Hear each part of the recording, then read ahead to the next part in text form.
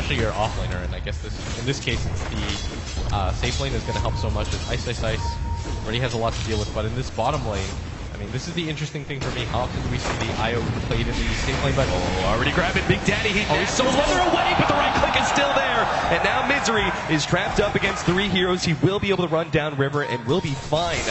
Judging that, they've already lost their Wisp. Is it still worth it? Cloud9 running an aggro tri-lane here and leaving Bone 7 a favorable lane like this. Is the trade-off worth it, Blitz? I think they just kind of have to stick with it at this point in the game. Like, there's nowhere else for them to really go. The Bane can just rotate around, which I guess is the next best thing for him to do. And Super's being harassed pretty hard, and he's going to go for the rune to top, but Misery does want to try to get aggressive, but they have a ward right there.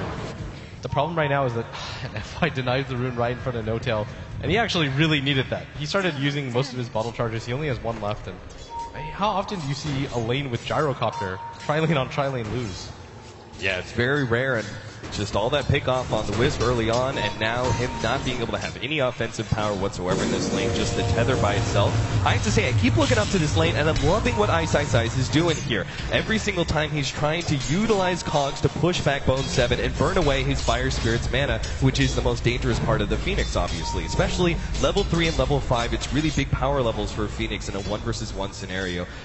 Just the damage over time is so extreme, especially when you already have that range versus melee advantage.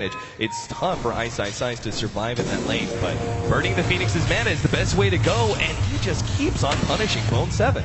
Yeah, and he actually gets his salve canceled. And if you just take a look at the difference in CS right now, Ice, who started out with just boots, 1 set of regen, is already up to 13, really close to the top of the game, and the Phoenix is just at 9 right now, so none of the lanes are going too well for C9 Gaming. I love the choice by him to go for the bottle. I think that is so smart, especially since he's already out of his regeneration. He seems to be doing very well for himself. He's keeping Bone 7 Oh, he's going to get aggressive here. Yeah, he tries to force it. The Phoenix Dive is there. And Battery Assault, very good against Phoenix Dive. Able to get that mini stun in to be able to stop it. So Bone 7 really going to have to keep his space here. Just completely unable to establish any dominance in lane without a lack of mana. Yeah, and this is the dream scenario for Vici Gaming. Ice of all players gets a one-on-one matchup. It doesn't really matter what he is. He's just going to outskill you. That's the type of player that he is. The mechanical skill for him is there to pretty much play any lane, any role.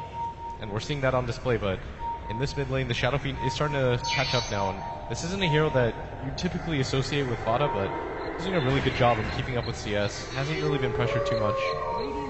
So for me, it's this bottom lane that's a little bit of cause for concern, because Envy getting aggressive right now, but they have to really dominate this lane to kind of make up for what's going on at top. Yeah, 14-0 on How right now, CSY 21-1. Uh-oh, Bone 7, he's been caught here, and that Battery Assault doesn't matter if the attack speed is slow. Ice will get the damage anyway with the Battery Assault. Big Daddy even rotating over just to make sure, seeing if he can actually save Bone 7, but not the case. And Ice is now going to rotate over. He's got his level 6 coming in soon. Misery is actually going to go up top lane. Looks like they just want to run a defensive tri lane now. Oh, that was close. Ice almost pushing Misery up onto that cliff.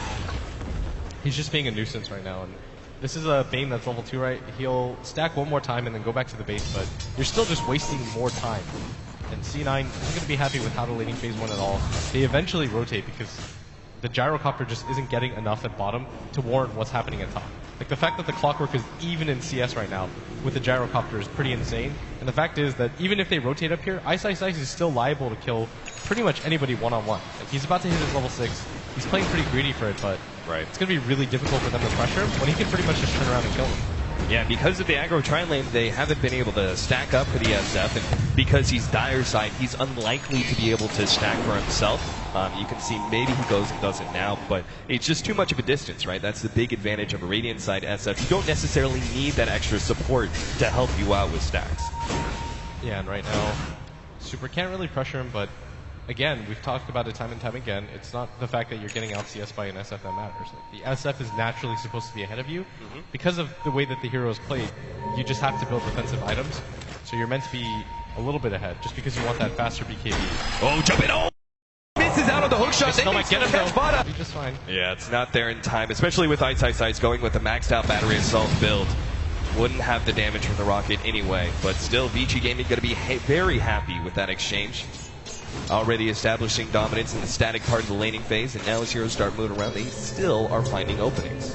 Honestly, to me, yesterday in the Navi game, Ice was a little bit disappointing. I'm used to just seeing him be the best offlaner in the world, maybe the exception of Universe, and I think he even said yesterday, he was like, thanks for carrying me, team, but it seems like today, she's on the opposite. Raise 1, raise 2, raise 3, all on the mark. Vada secures the kill on House Spectre.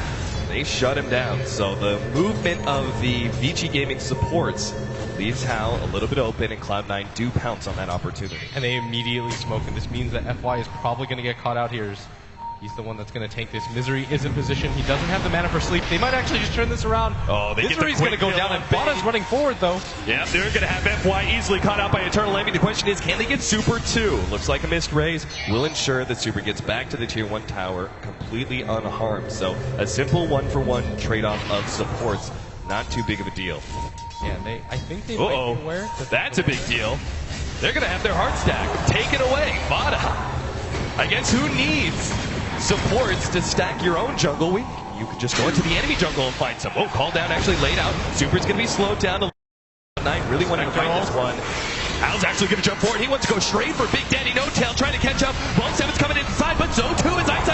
He's trying to finish up Big Daddy. Does manage to get it, but the egg, they're stuck in a bad position. Ice. He can't go anywhere. The egg's going to explode on him, stun him up, and Eternal Envy will close the distance, be able to get the kill in the end with the batteries. So now they're actually going to chase for more. How? He's going to drop incredibly low. One more right strike. No, the neutral keeps. He feeds himself away. Bone 7, one more right click as well, but they want Eternal Envy, and they will have him. Super. He's still finding this one out with Fenrir up against Misery. The sleep gets laid down. Farther away, Bottom's actually not coming over. He's too low to help out, so they're just going to be a kill on Fenrir. Big Daddy No Tail's here. Super realizes he's not getting away. Cloud9 get their vision and even up the kill score 8-8. And that was so close. I mean, if you look at it, Bone 7's limping away. Same with Vada, just perfect team play to get themselves back in this game. At one point it was 5-1, but C9 evening it up 8-8. And the gold change alone is so staggering. And that's, I think, one of the biggest things there we saw was Ice. You got to be really careful with your choice of cogs. He cogs at the same time that Fire Spirits hit him, and he couldn't go anywhere, right? He couldn't even get out of his own cogs. He was stuck there against that Phoenix Egg and resulted in a very easy kill for them. Vici Gaming, a little bit on the ropes here, especially with Hao not getting that much farm in lane. He's 39-12. Of course, he's even up with the gyrocopter. You look at Fada, he's much farther ahead. The difference, though, between, I would say, Eternal Envy and Hao is that Eternal Envy, he's actually been a part of a lot more kills than Hao has and hasn't died. Yeah, gyrocopter's just a hero that's going to farm faster, and he can participate in fights because of the rocket barrage, but Hao having this rough time is a lot worse for him than Envy being low in CS, because Envy eventually can't catch up, and I mean, that's reflected in the net worth as Hao is barely ahead of their Wisp, and it's honestly the product of this ward down here that's allowing them to spot for vision, that allows them to continue the dive because they can see when the TPs come in and make accurate decisions. From there, C9 just simply outplayed Vici. Alright, the two-man gang squad, Ice, and Super, are looking for an opening right now. Ice, he sees Fada. He wants Super to get a little bit closer before he makes his jump, but now the range creeps are in the way.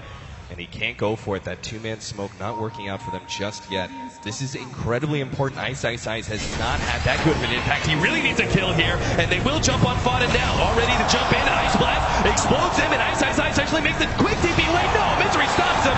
The egg will explode, and how? Oh no, he actually jumped to the egg. Now he's stuck, stunned up against 4 heroes. He will end up going down, even if Big Daddy follows him surely to the grave. A 2-for-3 exchange in the favor of Cloud9. Once again, they got a kill on Hao. So incredibly important to keep that Spectre down. Yeah, and even in this mid lane, FY isn't quite level 6 yet, and you saw the difference that the levels on the supports made as Misery at the last second is able to Fiend's Grip up Ice, who, I mean, he had a monster start to begin this game, but has completely fallen back behind, and somehow Super is the first in net worth, which I'm not quite certain of.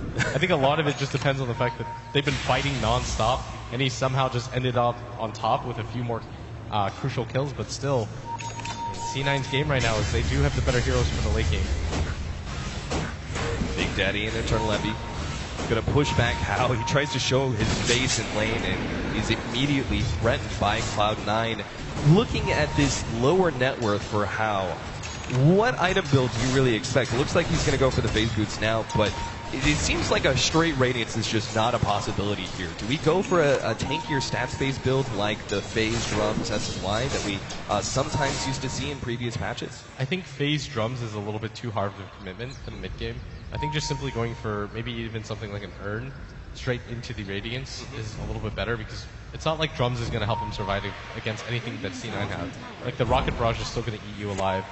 The chasing potential for the team is still going to destroy you, and so I'm a little bit concerned if he decides to go for the full-on Drums. He's probably not going to finish his Radiance by 28 minutes unless they start dominating fights, which I simply don't see. Like, the Gyrocopter does way too much at this phase of the game. Like, 8 to 15 minutes is the bread and butter of Gyrocopter.